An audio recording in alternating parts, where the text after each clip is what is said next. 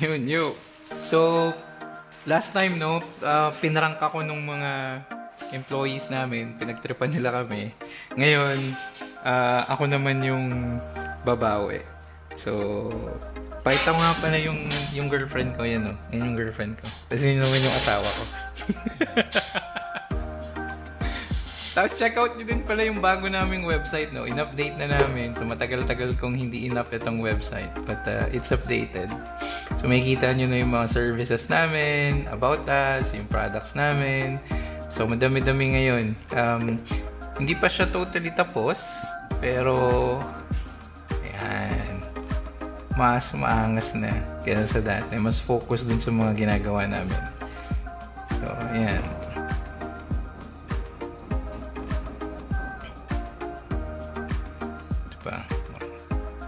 Angas, di ba?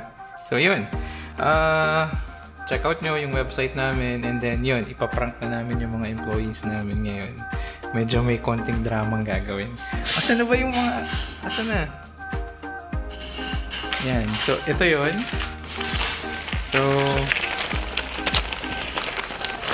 ang promise ko kasi sa kanila, i-release yung 13th month pay nila soon. Oh, ano nangyari? Ba't maingay yung cellphone ko? Inopen mo. So ngayon, ito na yung 13th month pay nila, no? Pero sasabihin ko sa kanila, wala silang 13th month pay na makukuha. I-move na lang next year.